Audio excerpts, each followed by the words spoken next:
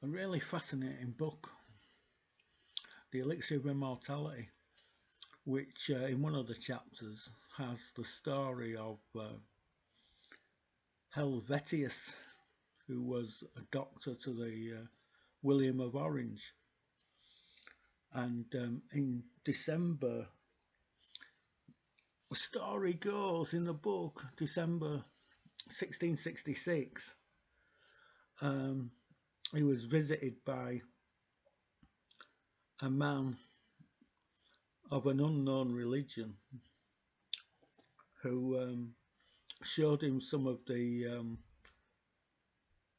philosopher's stone, sparkling red, almost sugar-like qualities, but obviously modified, as it mentions in the book.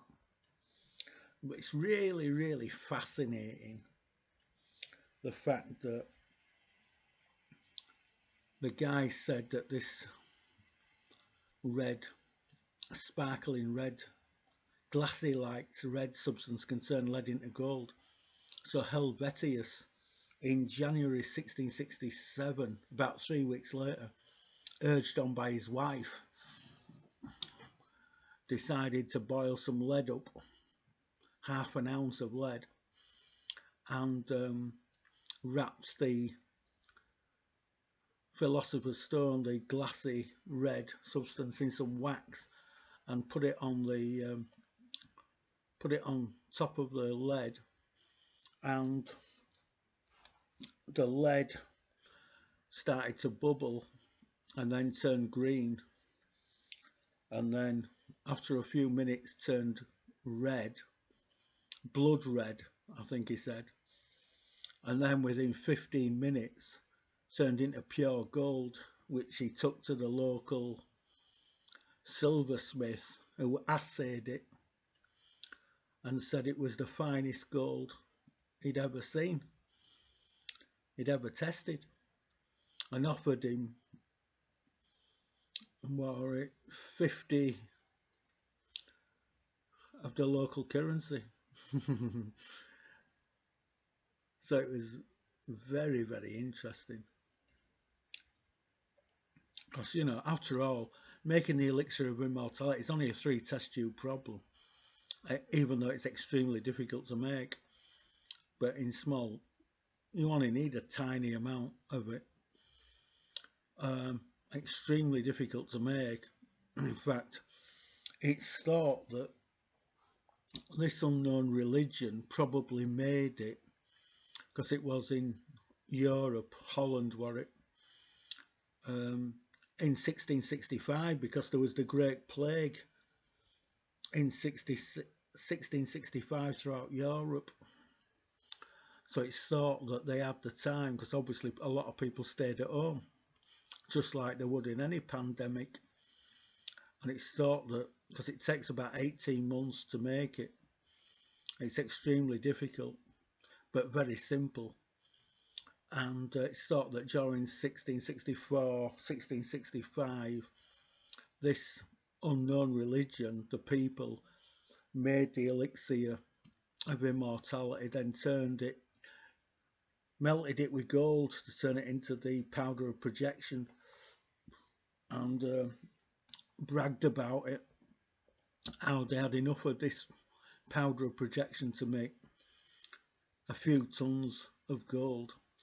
And of course Helvetius did the experiment, but of course he didn't know how to make it. But the local silversmith said it was pure gold and offered him the going price and a bit more for it. But what's really interesting is that I came across in my travels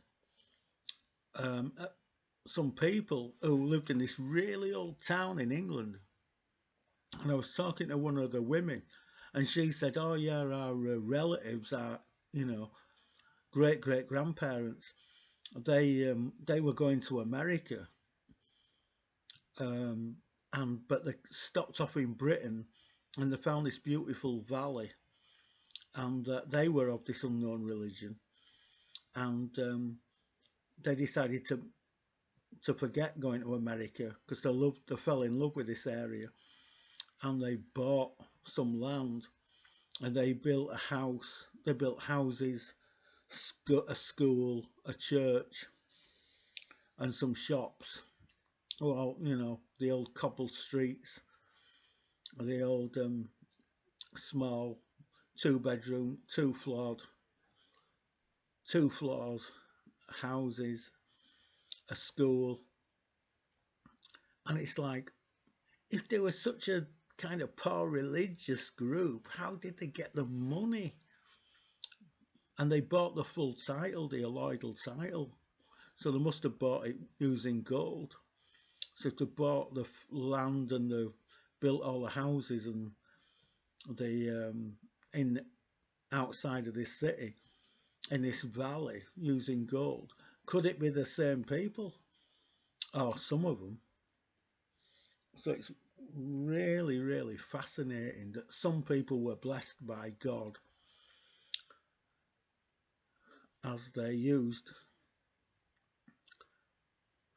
the Elixir of Immortality and the Philosopher's Stone, and they lived happily ever after, and their descendants are still living there to this day, which is amazing. So it's just proves that people who follow the wisdom that was handed down by the Jews, the Elixir of Immortality, the Philosopher's Stone, that can turn lead into gold, they blessed themselves by following the processes that were handed down. They made it, presumably in 1665, 1666, and Helvetius in January 1667 did actually use a small amount of this substance, this glassy Philosopher's Stone, to turn lead into gold. And it was interesting that while the silversmith was testing it, assaying it, the weight of gold actually increased because he used silver to test the gold, and some of the silver actually turned into gold as well. So the weight in the book, it tells you that the weight of gold actually increased by a scruple, a very small amount. In other words, the process was still active. Whatever the process is that turns the lead into gold was still active and was acting upon the silver, was turning the silver into gold. So this is amazing, really fascinating, totally amazing. And it's interesting that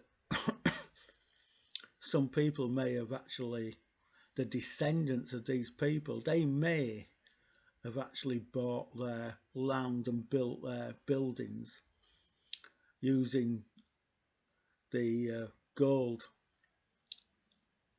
that was created by the Elixir of Immortality, the Philosopher's Stone. But you know, it's only myth. Most people are lazy. They haven't got the chemistry chops to produce it, as it takes a long time. It takes 18 months.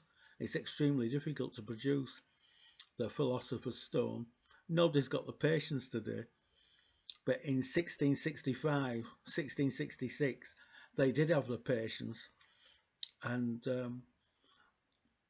they did make it. Just shows you. Fascinating book, well worth a good read. Read it several times, read it 10 times. Fascinating book. Robert Koch, The Elixir of Immortality.